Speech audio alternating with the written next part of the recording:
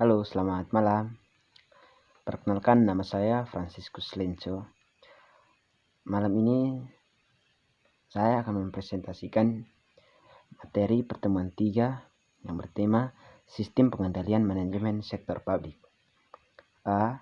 Sistem Pengendalian Manajemen Sektor Publik.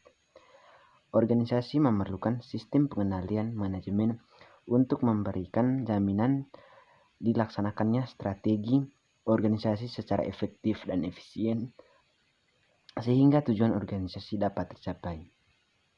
Adapun beberapa pengendalian manajemen yang meliputi yang pertama, perencanaan, kedua, koordinasi, yang ketiga, komunikasi, yang keempat, pengambilan keputusan, yang kelima, motivasi, yang keenam, pengendalian, yang ketujuh, penilaian kinerja.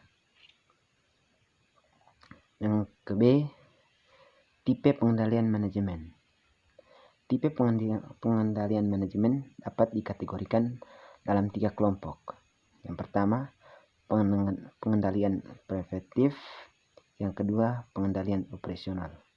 Yang ketiga, pengendalian kinerja.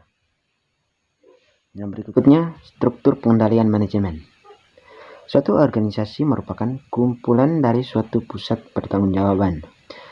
Tujuan dibuatnya pusat pertanggungjawaban tersebut adalah yang pertama, sebagai basis perencanaan, pengendalian, dan penilaian kinerja manajemen dan unik organisasi yang dipimpinnya. Yang kedua, untuk memudahkan pencapaian tujuan organisasi. Yang ketiga, memfasilitasi terbentuknya good consumer. Yang keempat, mendefinisikan wewenang dan tugas unik yang memiliki kompensasi sehingga mengurangi beban negara manajemen pusat. Faktor intelektual yang menjadi kekuatan dan kelemahan dalam suatu organisasi, dan faktor eksternal yang merupakan ancaman yang paling peluang. Berdasarkan analisis, suatu organisasi dapat menentukan sebagai strategi terbaik untuk mencapai tujuan organisasi. Yang berikutnya, perencanaan strategi atau strategi planning. Sistem pengendalian manajemen diawali dari perencanaan strategi. Perencanaan strategi adalah proses pemuatan program-program, aktivitas atau proyek yang akan dilakukan suatu organisasi, penentuan jumlah alokasi sumber daya yang akan dibentuk. Perbedaan dengan perumusan strategi adalah bahwa perumusan strategi merupakan proses untuk menentukan strategi, sedangkan perencanaan strategi adalah proses menentu bagaimana mengimplementasikan strategi tersebut. Yang berikutnya, penganggaran. Tahap penganggaran dalam proses pengendalian manajemen sektor publik yang merupakan tahap yang paling dominan karena memiliki karakteristik yang agak berbeda dengan penganggaran pada sektor swasta. Yang berikutnya, pengukuran kinerja. Penilaian kinerja merupakan bagian akhir dari proses pengendalian manajemen yang dapat digunakan sebagai alat pengendalian. Pengendalian manajemen melalui sistem penilaian kinerja dapat dilakukan dengan menciptakan mekanisme reward dan punishment. Sistem pemberian penghargaan dan hukuman dapat digunakan sebagai pendorong untuk pencapaian suatu strategi. Oke, terima kasih untuk presentasi materi bab 3-nya. Selanjutnya saya akan mempresentasikan pertemuan 5 yang berjudul Teknik Akuntansi Keuangan Sektor Publik. 1. Standar akuntansi sektor publik. Standar akuntansi sektor publik adalah prinsip-prinsip akuntansi yang diterapkan dalam menyusun dan menyajikan laporan keuangan organisasi sektor publik. Perumusan akuntansi oleh suatu komite independen bisa mempengaruhi banyak aspek. Banyak sekali faktor-faktor yang harus dipertimbangkan agar suatu standar tidak menyimpang jauh dari kerangka kepastian akuntansi dan tetap memperhitungkan konsekuensi ekonomi. Postulat harus mempertimbangkan kendala-kendala para pengguna laporan keuangan agar informasi akuntansi bermanfaat secara optimal. Kendala-kendala tersebut antara lain, yang pertama materiality, yang materialitas, yang kedua konsekuensi, yang ketiga keseragaman, yang keempat yang kelima ketepatan fakta. Ada beberapa hal yang harus dipertimbangkan dalam penetapan standar akuntansi, yang antara lain yang pertama, standar memberikan dokumen tentang informasi yang harus disajikan dalam laporan keuangan, posisi keuangan, kinerja, dan aktivitas sebuah organisasi bagi seluruh pengguna informasi. Yang kedua, standar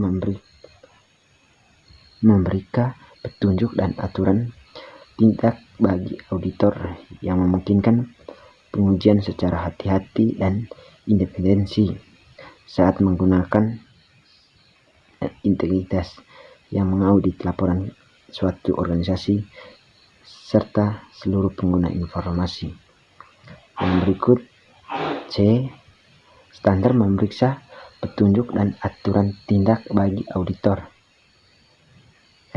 Kumpulan data yang perlu disajikan dan berkala dengan berbagai variabel dan patut dipertimbangkan dalam bidang regulasi dan perencanaan serta regulasi ekonomi. Yang berikutnya 2. Teknik akuntansi keuangan. Akuntansi keuangan publik. Ada beberapa teknik akuntansi keuangan yang dapat diadopsi oleh sektor publik. Yang pertama, akuntansi anggaran. Teknik akuntansi anggaran merupakan teknik akuntansi yang menyajikan jumlah yang dianggarkan dengan jumlah aktual dan catat secara berpasangan atau double MRT. Akuntansi anggaran merupakan praktis akuntansi yang banyak digunakan organisasi sektor publik. Yang berikutnya, akuntansi komitmen. Akuntansi komitmen adalah sistem akuntansi yang mengakui transaksi dan mencatatnya pada saat keluar masuk order barang. Sistem akuntansi aktual ini mengakui biaya pada saat faktur diterima dan mengakui pendapatan pada saat faktur dikeluarkan. Yang berikutnya, akuntansi dana atau fund accounting. Pada organisasi sektor publik, masalah utama yang dihadapi adalah pencairan sumber dana dan alokasi dana. Penggunaan dana dan peran anggaran sangat penting dalam organisasi sektor publik. Dalam tahap awal, perkembangan akuntansi dana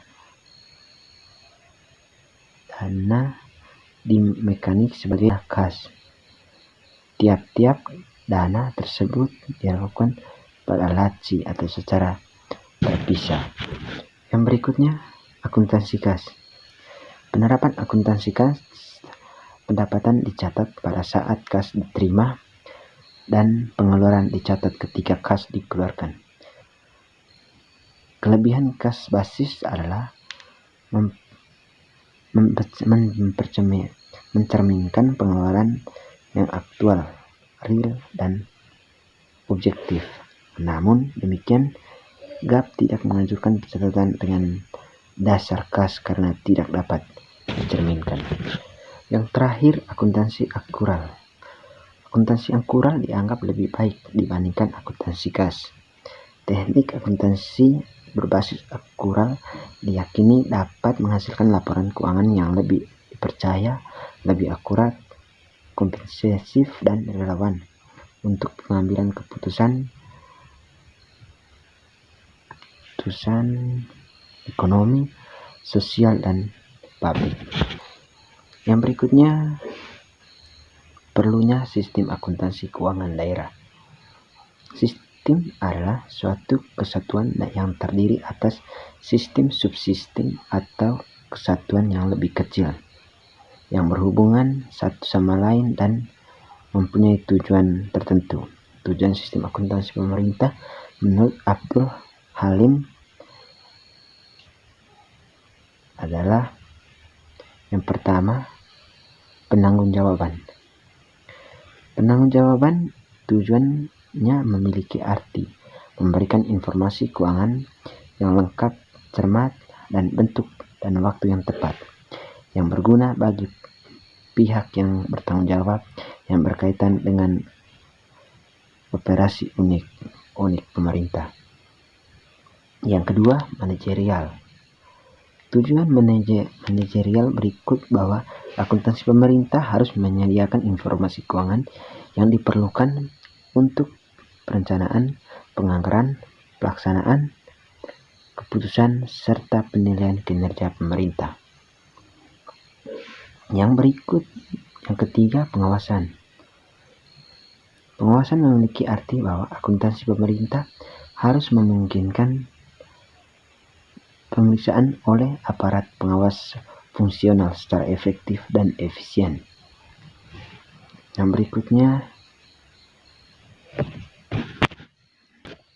berikutnya perlunya informasi akuntansi untuk mewujudkan akuntansi publik. Salah satu alat memfasilitasi terciptanya transparansi dan akuntabilitas publik adalah memulainya penyajian laporan keuangan pemerintah daerah yang komprehensif. Sejalan dengan pelaksanaan otonomi daerah yang disentralisasi fiskal, tanggapan yang dihadapi akuntansi sektor publik adalah menyediakan informasi yang dapat digunakan untuk memonitor akuntansi pemerintah daerah. Yang berikutnya, tujuan penyajian laporan keuangan pemerintah daerah.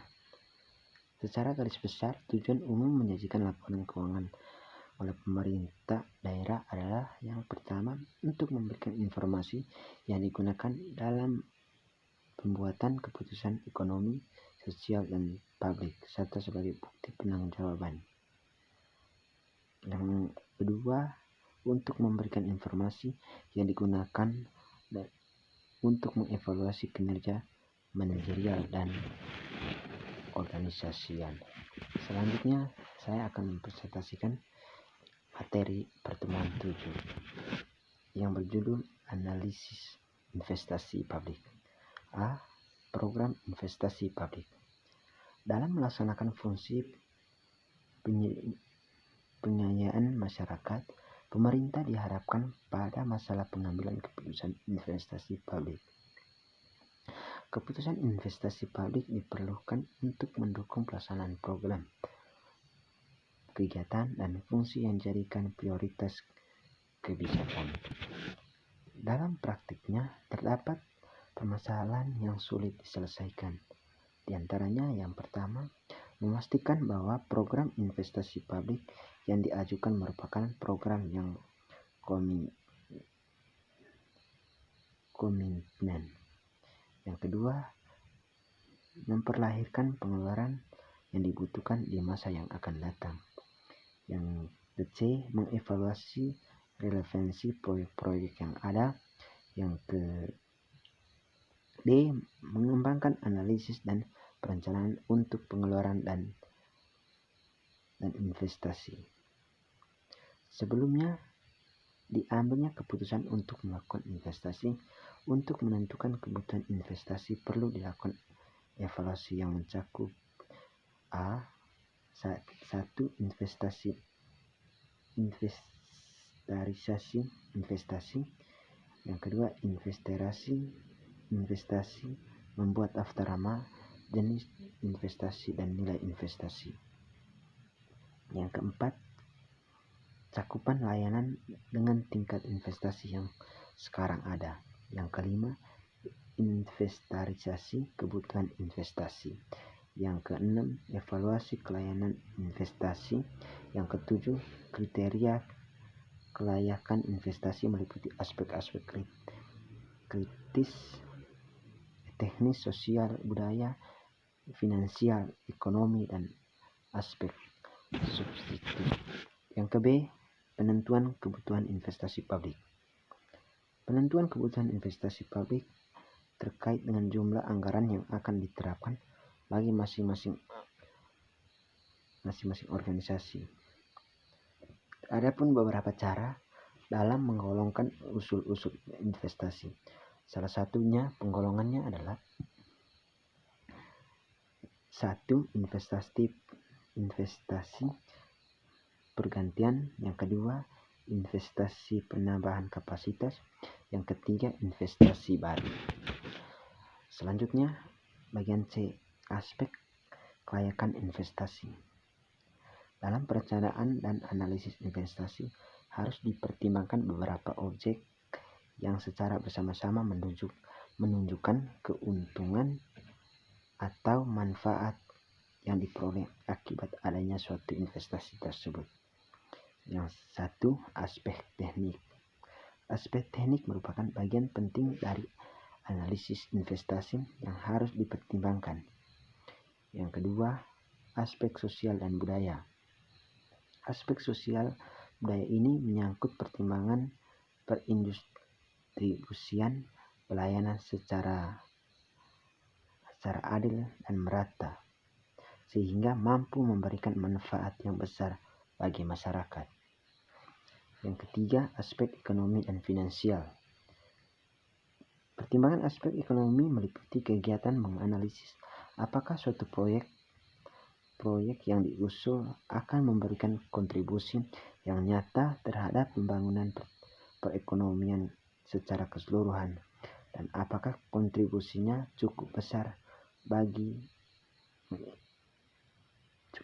dalam membutuhkan penggunaan sumber-sumber daya yang digunakan.